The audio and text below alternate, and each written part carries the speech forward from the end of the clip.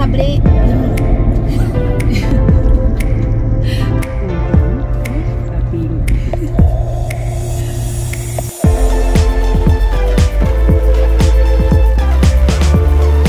Oi, gente, tudo bem com vocês? Sejam bem-vindos novamente ao canal. Para quem não me conhece, meu nome é Fabíola Pinheiro e por aqui eu compartilho como que vem sendo esse meu processo para migrar para a Alemanha e também a rotina com o meu aprendizado do idioma alemão. No vídeo de hoje, nós vamos lá para o Goethe-Institut. Estamos a caminho, na verdade. E eu quero aproveitar esse tempinho livre para trazer um convidado todo especial que vocês já conhecem aqui no canal.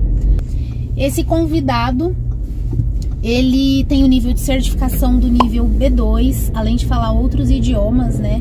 E super inteligente, com uma facilidade incrível, né? Para aprender, memorizar e desenrolar aí o idioma.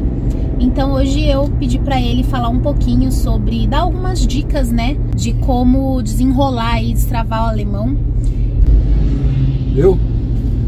Oi pessoal, bom dia. Aqui é o Valdir, como a Fabíola acabou de dizer. E ela falou um monte de coisa aí que eu não concordo muito não, que eu sou inteligente, que não sei o que lá, mas eu agradeço, mas não mereço. Mas vamos lá, vamos ao que interessa. Então, eu mais ou menos 2 anos comecei a me preparar para fazer o exame de italiano, né, para prestar o italiano nível B2. E eu estudei sozinho. Eu aproveitei esse tempo que a pandemia tem o lado bom e o lado ruim. O lado bom foi que sobrou um pouco de tempo para gente ficar em casa, estudar. Eu comecei a trabalhar como home office, não precisava ir para a empresa todo dia, coisa que eu perdia no trânsito umas 3 horas para ir e voltar, que a firma é no interior. E aproveitei esse tempo para estudar o italiano. E comecei a estudar, assistindo vídeos de YouTube, com assuntos que me interessam, que eu gosto, por exemplo, culinária, receitas de comida. Outra coisa que eu gosto muito é a Fórmula 1, né, corridas de Fórmula 1, então comecei a assistir vídeos no YouTube em italiano que falam desses assuntos.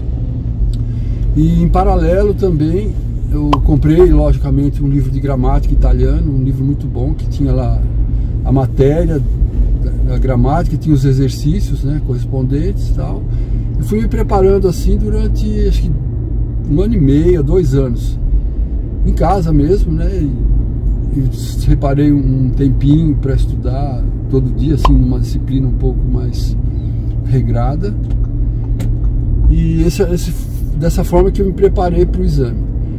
Outra coisa que eu acho importante, que me ajudou bastante, foi pegar exames anteriores, né, que foram feitos pelos institutos aí oficiais de certificação e fazer. Comprei um livro que tinha lá 5 exames de italiano passados, com a resposta e os comentários e tal, e exames para eu fazer do zero, né? E aí eu pegava, eu lembro que eu saía de casa, definia um tempo no sábado e ia para uma biblioteca que tem perto de casa e ficava ali concentrado, levava um reloginho de pulso não, um reloginho de bolso que eu tenho lá, e marcava o tempo e fazia o exame simulando como se eu estivesse realmente no instituto lá fazendo o exame oficial. Sem celular, sem nada, né? Sem celular, sem nada. Nenhuma mídia. Então isso também me ajudou bastante. E outra coisa que é recomendável, quem puder ir para o instituto, por exemplo, vocês devem fazer no Goethe, dependendo da cidade que vocês estejam, se possível, visitar o instituto, ver as instalações, porque é o que nós estamos fazendo hoje, inclusive. Exatamente. Porque o exame, quando eu fiz o exame de italiano, principalmente o Hören, né, que você tem que ouvir e escrever depois, era um salão assim bem grande, tipo um salão de baile, e não tinha, sabe, um fone de ouvido para você ouvir especificamente, individualmente, né, os textos. tinha umas caixas acústicas assim no teto desse salão, e o som chegava assim um pouco, tinha uma reverberação que ele chegava não muito nítido. Então é uma coisa que também vocês, quando estiverem estudando, se puderem ouvir sem o fone de ouvido e ouvir num ambiente mais aberto, até para se acostumar, né? Então, recomendação: leve um relógio analógico, não digital, né? Ou de pulso, ou de bolsa, qualquer coisa do tipo. Leve uma garrafinha de água para se distrair de vez em quando, e se prepara para ficar esse tempo todo lá confinado, digamos assim. Então, para a gente formar uma frase, a gente tem que ter aquilo na cabeça, o que você quer se expressar, mesmo que seja em português, você tem que ter aquela opinião, porque não adianta você querer fazer uma frase juntando, sei lá, sujeito, depois o verbo, depois o substantivo, naquela regrinha de gramática, mas você tem que falar: o que eu quero fazer agora em casa? Eu quero ir ao banheiro. Então você escreve essa frase. Às vezes você escreve até de uma forma, a estrutura da frase não na sequência correta, mas você escreve, dá uma lida, você fala: não, mas isso aqui tá meio esquisito, tal, arruma, e depois você fala o que está escrito. E tem uma ferramenta também na internet, depois a Fabiola pode até passar o link para vocês, que se chama Language Tools, quer dizer, ferramentas de linguagem, né? Vou deixar o link na descrição para quem quiser acessar. Isso, tá? Que aí vocês colocam o que vocês escreveram lá, digita, e ele corrige gramaticalmente as palavras, né? Ele te diz o que está errado e sugere as palavras na forma correta.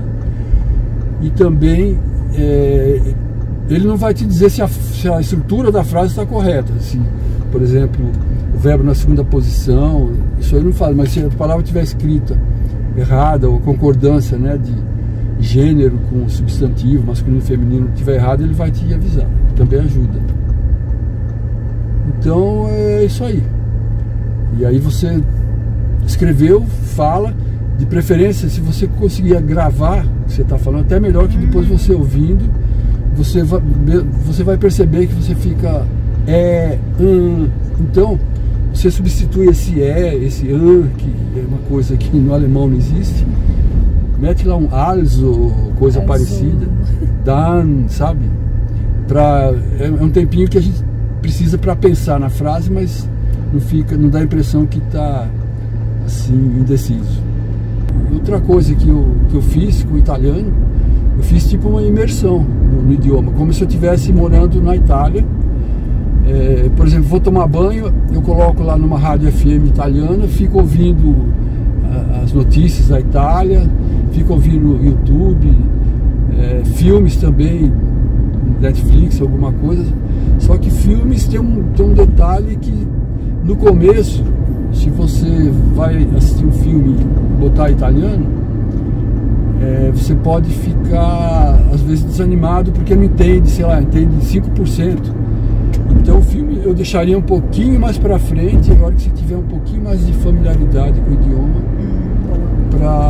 para ir então aí despender o seu tempo assistindo o filme. Porque às vezes você fica 2 horas assistindo o filme no idioma lá que você está aprendendo, mas em termos de produtividade ele não atinge o mesmo nível, exatamente, né? De forma passiva eu acabei aprendendo uma palavrinha ou outra do italiano, né? Então, para vocês verem que realmente funciona fazer essa imersão. Eu tenho aproveitado muito nessa questão de que ele gosta bastante de fazer essas imersões, então todo o tempo a gente tá em contato, né, com áudios de alemão. Então para mim tem sido muito bom. Eu espero que vocês tenham gostado dessa diquinha.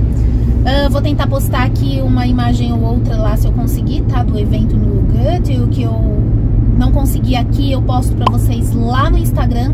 Aproveitando, quem não me segue lá é Fabiola Pinheiro. Gente, e se esse conteúdo faz sentido pra você, te ajuda no seu dia a dia, não esquece de deixar um curtir pra mim, de se inscrever no canal se não for inscrito e também de ativar o sininho de notificação pra ficar por dentro de tudo que eu posto semanalmente aqui no canal, hein? E eu vejo vocês no próximo vídeo. Tchau! Tchau, gente!